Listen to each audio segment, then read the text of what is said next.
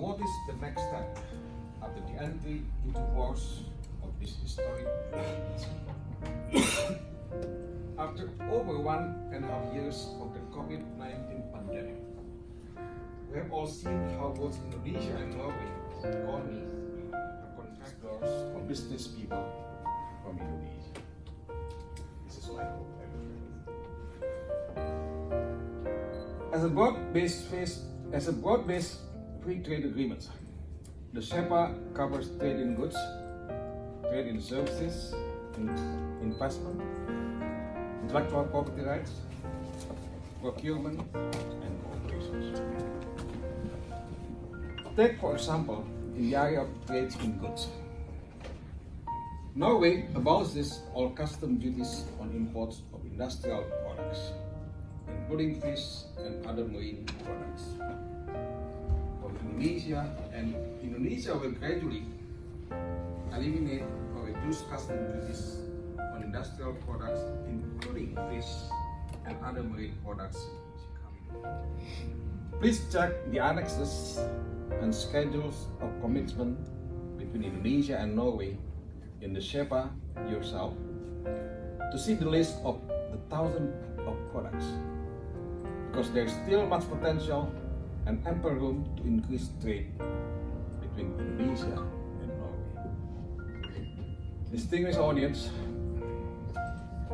investment is another important agenda for the CEPA, which aims to improve the legal framework condition for investors from all parties investing in each other countries.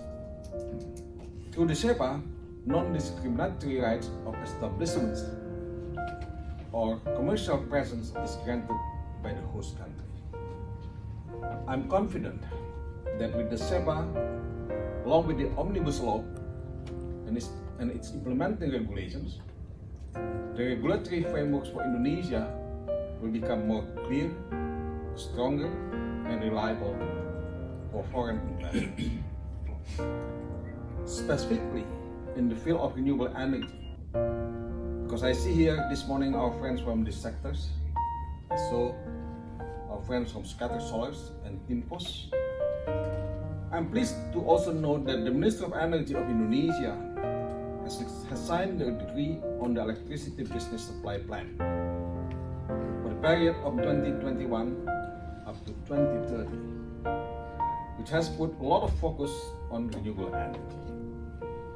Indonesia has targeted 51% of all new power plants built to be from renewable energy by 2030. It's quite an ambitious plan. I'm sure that we will hear more from our distinguished panelists later about this potential for investment. Once again, I thank you for coming and attending our gathering today, and I hope you will all take advantage and reap the benefits of the CEPA. I hope you enjoy the rest of the day. Thank you. As the ambassador mentioned, there is still much potential and ample room to improve trade between Indonesia and Norway. So later today, after the first session, we will present to you about the Trade Expo Indonesia Digital Edition. We will guide you and assist you through the process of joining the virtual expo, and we will try to connect with you with businesses in Indonesia. But let us continue the program for the first session by inviting His Excellency Ambassador Erling Rimestad, the Director General for Trade Policy of the Kingdom of Norway, to make his remarks. Excellency, the floor is yours.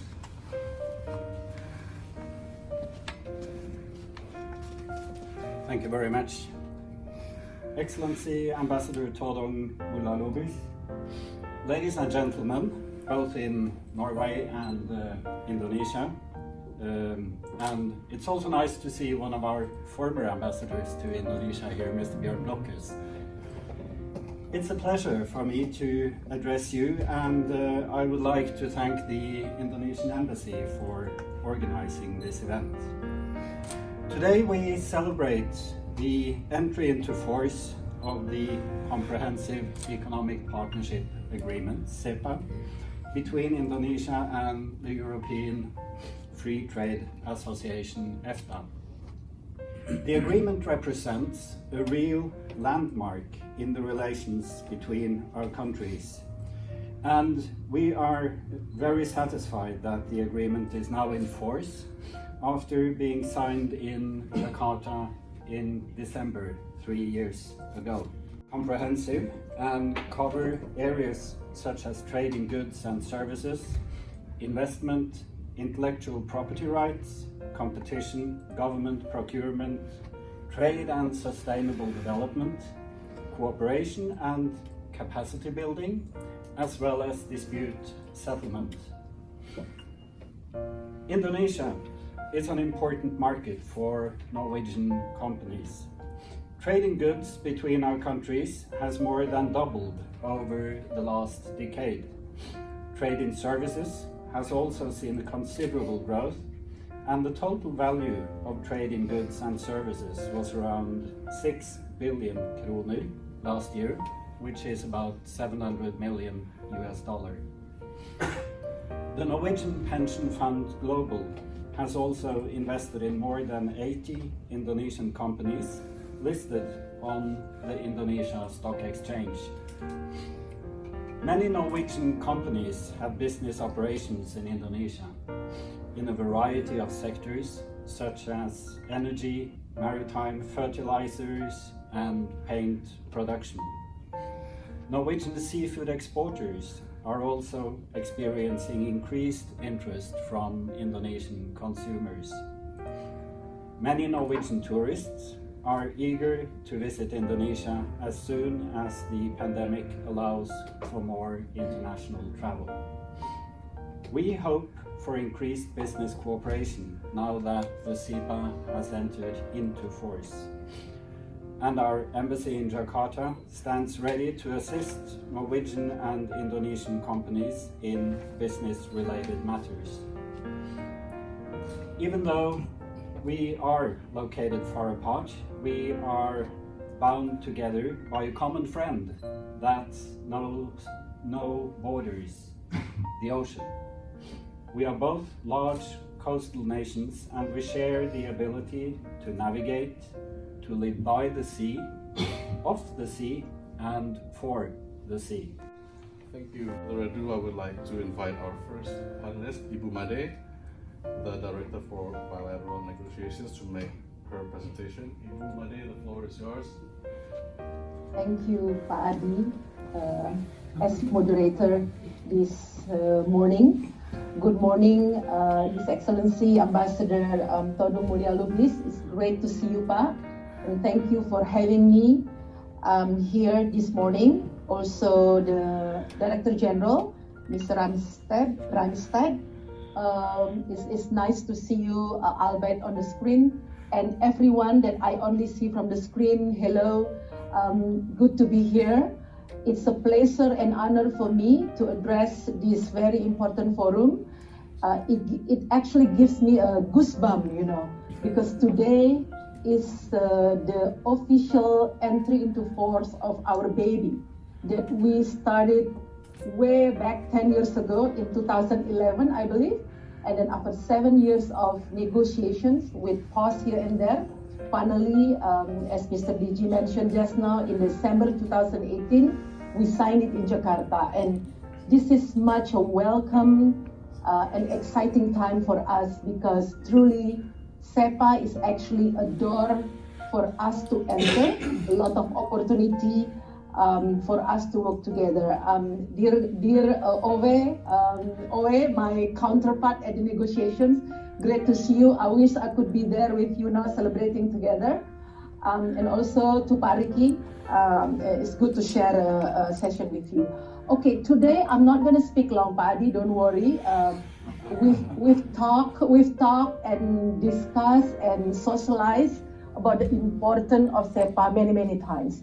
Here in Indonesia, actually your embassy in Jakarta and my office at the ministry had long series of socialization in many cities in Indonesia. And also the ambassador very actively also had many sessions and socialization. I remember just before COVID hit, I think January 2020, I was there also speaking regarding the trade negotiations or trade agreement that we have. So it's nice now finally when this agreement officially implemented, we can also continue. All right, I have a short presentation. Please, next. Maybe I would start with a little bit why we're doing this, why it is important for Indonesia and EFTA, including Norway in this regard, that we have this agreement. I think over and over, for us, this agreement is the first with European countries. And we would like to see EFTA countries as a window, as a bridge for us to go to, as a hub to go to wider market in Europe. As you know, we are currently negotiating with the EU. As we enter the last stage of negotiation, things get really tough, which is normal, and it will take time before it's entered into force. So this CEPA with EFTA will be a bridge for us, especially on goods, trade in goods, to enter Europe. Most of them are 0% for Indonesia, many of them 0%, but we have a few also reduction in our tariff. But all in all, this is quite ambitious. If we compare to other agreement that we have in the past, Indonesia EFTA is one of them.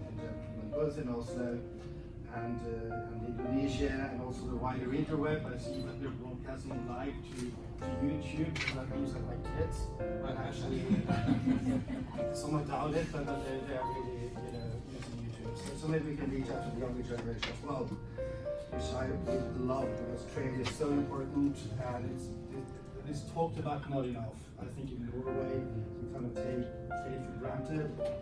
So I'm really happy to be here today to actually talk about trade, talk about the EFTA Indonesia Comprehensive Economic Partnership Agreement. And also today's a day of celebration, and Marvin, it's really good to see you again. You said that you had goosebumps. Mention about the PLN. PLN is our SOEs, and then they have their planning for the electricity around Indonesia, and of course we have to consider about that one. When you are talking about the embassy, the Indonesian embassy is doing a great job in promoting the trade relations, and really impressed with the initiatives that we're taking. I think as the same with Tinfos, we have been working to create investments and business in Indonesia for quite some time. We are investing and we are developing renewable projects. And I think the initiative also with the trade agreement and all of that is very positive in this light. But I also think that, and we've been asking about the new energy law, because I think it's necessary that the framework is improving for those kind of investments. But actually, one question to Ove. We met earlier in Jakarta when this was discussed, and at that time also renewable energy or electricity investment was on a high agenda. Currently, which you showed earlier today, was oil and gas and fishery.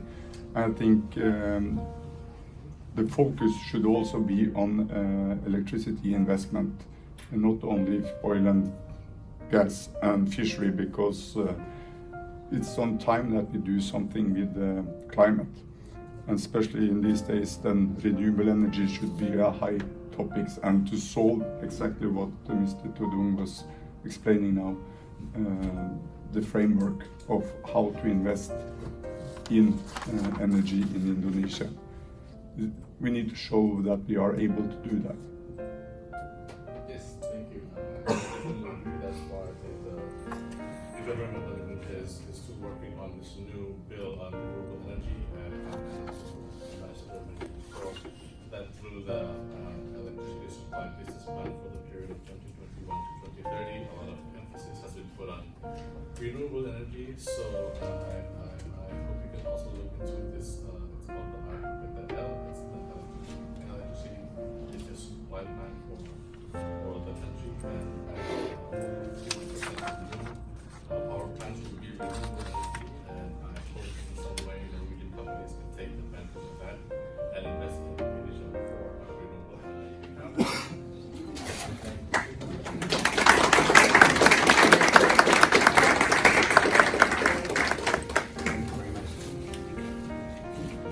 Thank you.